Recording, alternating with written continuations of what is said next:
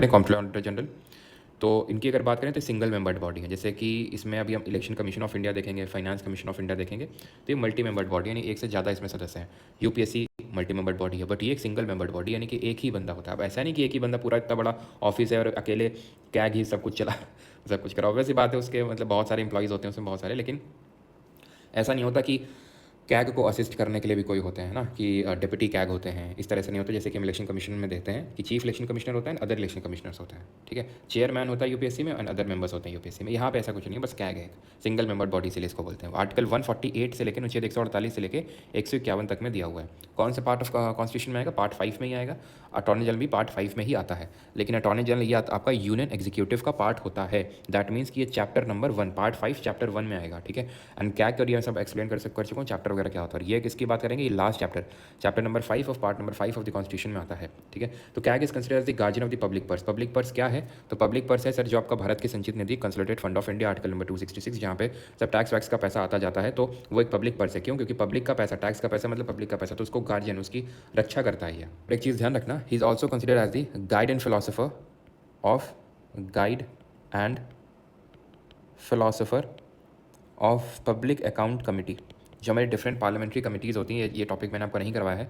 जो different parliamentary committees होती हैं, तो उसमें स्टैंडिंग कमेटी एक होती है, standing financial committee, public account committee, जिसको लोक लेखा समिति बोलते हैं, जो कि ये सब जो पब्लिक अकाउंट यानी कि जो कंसोलिडेटेड फंड ऑफ इंडिया में जो डिफरेंट तरह के फंड्स हैं उनको ये स्क्रूटनाइज करता है, तो उसको उस पर्टिकुलर काम में असिस्ट करने का काम कैग करता है, इसलिए इसको गाइड एंड फिलोसोफर बोलते हैं, पब्लिक अकाउंट कमेटी। तो ये नहीं होगा तो मैं अलग से इसका भी लेक्चर ले लूँगा, जहाँ पे मैं public account committee, estimates committee और जो कमेटी ऑन पब्लिक अंडरटेकिंग है उसके बारे में आपको बता दूँगा, ठीक है। तो head of Indian audit and account department होता है, ठीक है, यानी कि जो ऑडिट एंड अकाउंट डिपार्टमेंट है उसका हेड होगा, अपॉइंटेड बाई प्रेसिडेंट। जैसे कि अटॉर्नी जनरल को प्रेसिडेंट अपॉइंट करा था, इसकी भी अपॉइंटमेंट प्रेसिडेंट करेगा। अब ज़्यादातर कॉन्स्टिट्यूशन बॉडीज़ की हम अपॉइंटमेंट देखते हैं तो वो प्रेसिडेंट ही करता है। काउंसिल ऑफ मिनिस्टर की अपॉइंटमेंट कौन कर रहा था?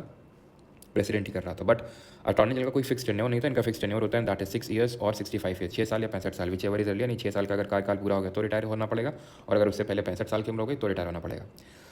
रिमूवल सेम एज जज of supreme court. Supreme court का जज का रिमूवल कैसे हो रहा था? जजेस इंक्वायरी ऑफ एक्ट ऑफ 1968 में पूरा प्रोसीजर मेंशन था कि लोकसभा में अगर रेजोल्यूशन स्टार्ट हो रहा तो 100 मेंबर्स का पहले अप्रूवल चाहिए, राज्यसभा में अगर स्टार्ट हो रहा तो 50 मेंबर का अप्रूवल चाहिए, और वंस अप्रूव्ड इसको आपको स्पेशल मेजोरिटी से, वैसे तो इतना भी डायरेक्ट नहीं होता है, देन ये जाता है जो प्रिसाइडिंग ऑफिसर होता है, पीठासीन अधिकारी, उसके पास ये रेजोल्यूशन जाता है। अगर उसने एक्सेप्ट कर लिया कि हाँ यार बात तो सही है, तो वो एक 3 मेंबर्ड कमेटी बनाता है, 3 सदस्यीय एक समिति बनाता है। उस समिति ने बोला हाँ यू कैन प्रोसीड, तब जो है इसके खिलाफ पार्लियामेंट्री प्रोसीडिंग इनिशिएट होगी, जहाँ पे special majority, that is 2/3 members, 2/3 of total membership यहाँ से पास कराना होगा, और यहाँ से भी आपको स्पेशल मेजोरिटी से पास करवाना होगा, एंड देन प्रेसिडेंट ठप्पा लगा के उसको हटा देगा। हटाता प्रेसिडेंट है, लेकिन पूरा पार्लियामेंट्री प्रोसीजर के बाद, जब पार्लियामेंट अप्रूव कर देगा उसके बाद। तो सुप्रीम कोर्ट का जैसे जज हटाया जाता है वैसे ही कैग हटाया जाता है। नॉट एलिजिबल फॉर अपॉइंटमेंट, यानी एक बार जो कैग बन गया देश का वो दोबारा कैग नहीं बन सकता है। कमेंट में बताइए क्या एक बार जो इंडिया का प्रेसिडेंट बन सकता है क्या वो दोबारा प्रेसिडेंट बन सकता है? Salary determine by the parliament, ठीक है। तो सैलरी को, और लॉन्गेस्ट सर्विंग प्रेसिडेंट कौन रहा है हमारे देश के, तो कौन डिटरमाइन करता है सैलरी? तो सैलरी का पार्लियामेंट ही डिसाइड करता है। आर्टिकल 149 पे आते हैं, parliament can prescribe duties and powers of CAG, यानी कि यहाँ पे 149 में बस आप ड्यूटीज़ याद रखिएगा, खत्म बात, ठीक है। आर्टिकल नंबर 149 में ड्यूटीज़ बस आपको याद रखना। ड्यूटी से कुछ याद आ रहा है आपको? आर्टिकल नंबर 78 किसकी ड्यूटीज़ मेंशन है इसमें? Audits the accounts related to all expenditure from the consolidated fund of India and contingency fund of India, ascertains the certifies the net proceeds of tax and duty. What is this net proceeds होगा, ये process नहीं, net proceeds of any.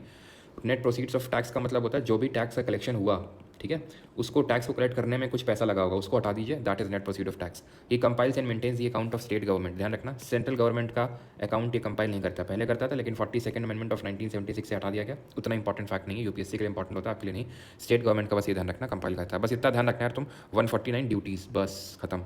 150 accounts of union and state shall be kept in the such form as the president may on the advice of CAG may prescribe. तो जैसे मतलब उस हिसाब से account maintain करना होगा यूनियन और स्टेट गवर्नमेंट का, जैसे प्रेसिडेंट प्रिस्क्राइब करेगा। 151 ये कि अपनी ऑडिट रिपोर्ट जो है प्रेसिडेंट को देता है। अगर वो सेंट्रल गवर्नमेंट से रिलेटेड है तो प्रेसिडेंट को देगा, अगर स्टेट गवर्नमेंट से रिलेटेड है तो किसको देगा? गवर्नर को देगा। एंड ऑलवेज रिमेंबर, कभी भी कोई भी, और ये कहाँ पे टेबल करेंगे इसको? प्रेसिडेंट टेबल करेंगे पार्लियामेंट में, ठीक है, जो भी इनको रिपोर्ट मिली है कैग से, टेबल कम करने का मतलब रखेंगे पार्लियामेंट के सामने, और गवर्नर रखेगा अपने स्टेट लेजिस्लेचर ने। कोई भी किसी भी तरह की एडवाइस जो कैग यहाँ पे देंगे प्रेसिडेंट को, that shall not be binding on the president, ये चीज़ ध्यान रखिएगा। अभी आते हैं इलेक्शन कमीशन